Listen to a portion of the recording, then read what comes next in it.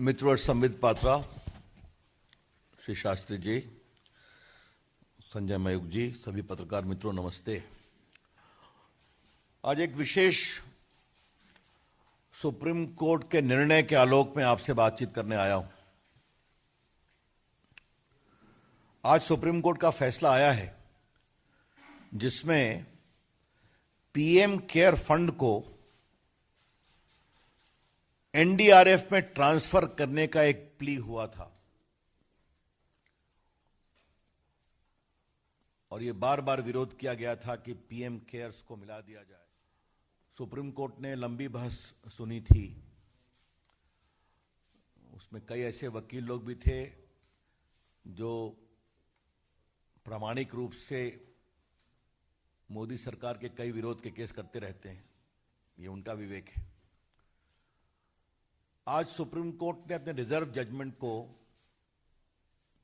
सुनाया है और मैं इसके एक पैराग्राफ को पढ़ना चाहता हूं। There is no statutory prohibition on contributions made to NDRF and the contribution to PM Care Fund are voluntary. Funds collected by PM Care Fund are entirely different and these funds are funds of charitable trust. This fund need not be transferred. उन्होंने इसको dismiss कर दिया है। बाकी judgement विस्तार की बात है, उसमें नहीं जाऊंगा।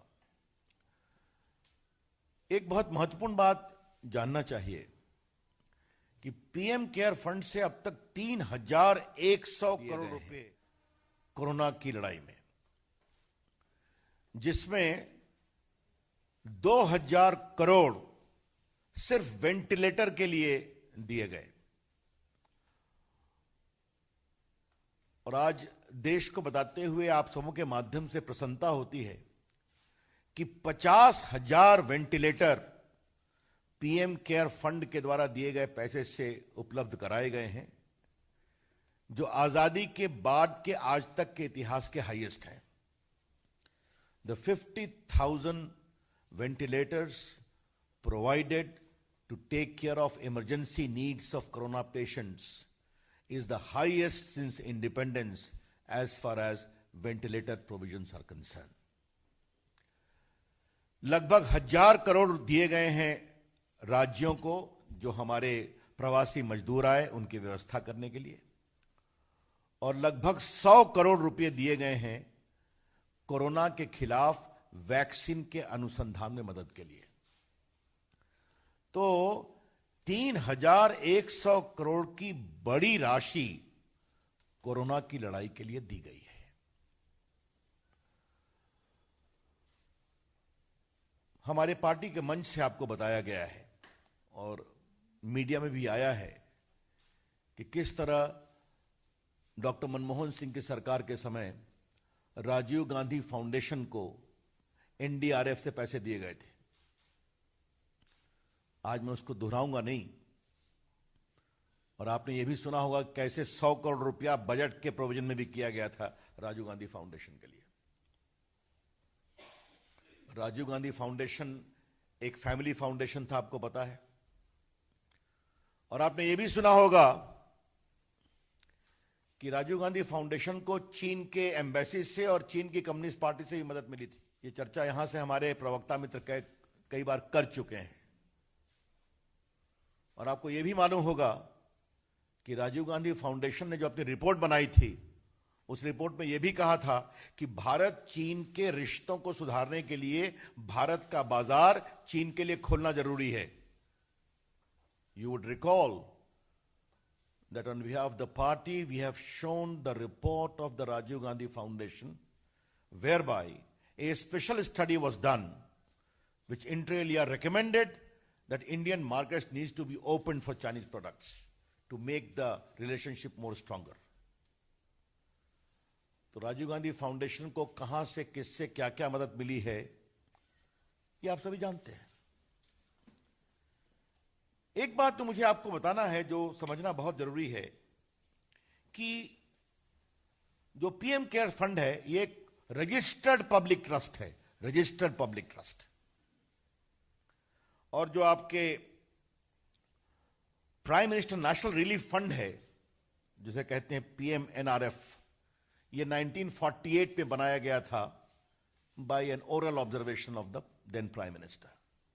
NRF ये जो 1948 में बना था, ये जो हमारे रिफ्यूजी आ रहे थे पाकिस्तान से, उनकी आवश्यकताओं के लिए, या कोई कभी अर्थक्वेक आ जाए या बाकी आ जाए, इसके लिए था। जबकि ये जो PM केयर्स है, ये एक रजिस्टर्ड पब्लिक ट्रस्ट है, जिसके प्रधानमंत्री अध्यक्ष हैं, और ये कोविड ऐसी इमरजेंसियों के लिए बनाया गया है। ये बात समझना बहुत जरूरी है, दोनों में बहुत अंतर है। अब मुझे आपको बताते हुए कभी कभी आश्चर्य भी लगता है, मैं नाम तो नहीं लूंगा, कि ये जो PMNRF है, इसके एक कांग्रेस के बहुत सक्रिय CA जो मंत्री भी थे, थ्रू आउट CA वही रहे। अब ये भी आप समझ सकते हैं, और इससे अधिक बोलने की आवश्यकता नहीं है। Transparency is writ large in the PM cares fund, both in terms of legal requirement and both in terms of transparent management of funds received on a voluntary basis. इसमें पूरे फंड वॉलंटरी रूप से आते हैं। तो आज हमारी सरकार के 6 साल पूरे हो गए, हम 7वें साल में हैं, और बहुत गर्व के साथ हम कहना चाहते हैं, और पिछले सरकार में मंत्री हूं, प्रधानमंत्री के निर्देश पर हमारी सरकार ईमानदारी से काम करती है, और अभी तक एक भी भ्रष्टाचार के आरोप लगाने की किसी को तथ्यों के साथ हिम्मत नहीं हुई। अब बाकी कुछ लोग अपना बोलते रहते हैं, तो छोड़िए, उसके बारे में क्या कहना है। नरेंद्र मोदी की सरकार ईमानदारी से काम करती है, इसे जनता का आशीर्वाद मिलता है, और वही ईमानदारी PM केयर फंड में भी दिखाई पड़ती है। तो चूंकि ये बहुत दिनों से चल रहा था, कई हाई कोर्ट में केस फाइल करवाए गए PM केयर फंड के खिलाफ, सुप्रीम कोर्ट में केस फाइल करवाए गए। इसके पीछे राहुल गांधी की टिप्पणी होती थी, परिवार के लोगों की टिप्पणी होती थी, और बहस करने वाले और पिटिशनर भी वही थे जिनका सरकार से विरोध रहता है।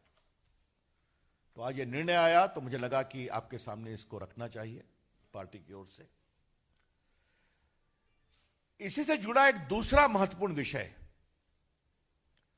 और ये बात हम बड़ी जिम्मेदारी से कहना चाहते हैं, कि कोरोना एक बहुत बड़ा अभिशाप है, भारत ही नहीं दुनिया भर में। इसकी दवा जल्दी आ जाए, हम सबकी की कोशिश है, दुआ तो है ही है। और जिस तरह से भारत ने प्रधानमंत्री की अगुवाई में कोरोना के खिलाफ जंग लड़ी है, तो जहां लोग एफ्लिक्टेड हुए हैं, तो रिकवरी रेट है 70% प्लस। इस बात को समझा जाए। और कोई भी मृत्यु होती है तो दुर्भाग्यपूर्ण है, लेकिन हमारा जो मृत्यु दर है वो भी तुलनात्मक दृष्टिकोण से बहुत कम है, अगर आप पूरे मृत्यु दर को देखेंगे। राहुल गांधी ने एक पहले दिन से देश की एकता को कमजोर करने की कोशिश की है कोरोना के खिलाफ लड़ाई में। याद करिए, प्रधानमंत्री जी ने कहा था कि देश के doctor, nurses, paramedic staff, ambulance driver, सफाई कर्मचारी, पुलिस, मीडिया, इनके पक्ष में ताली बजाया जाए। याद होगा आपको,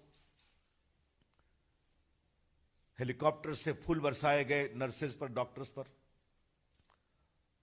राहुल गांधी ने मजाक बनाया उसका कि ताली बजाने से क्या होगा। और आज पूरी दुनिया डॉक्टरों के पक्ष में सम्मान से ताली बजा रही है, जिसकी शुरुआत प्रधानमंत्री जी ने की थी। जब लॉकडाउन आया तो राहुल गांधी ने क्या कहा, लॉकडाउन से क्या होगा। उनकी बात उनकी सरकार चाहे पंजाब में है या राजस्थान में नहीं सुनती थी। वहां तो लॉकडाउन पहले ही कर दिया गया था, कर्फ्यू भी किया गया था। जब प्रधानमंत्री जी ने कहा कि पूरा देश में आशा के लिए दिया जलाए, मोमबत्ती जलाए, तो पूरे भारत ने दिया जलाया, आशा का दिया, संघर्ष, संकल्प और ऊर्जा का दिया। गरीब ने अपनी झोपड़ी में भी जलाया। राहुल गांधी ने क्या क्या, यह दिया जलाने से क्या होगा? जो आईसीएमआर काम कर रहा था उस पर भी टिप्पणी करना। अब मैं बार बार उन चीजों को मैं रिपीट नहीं करूंगा। और पीएम केयर फंड पर भी हमला करना।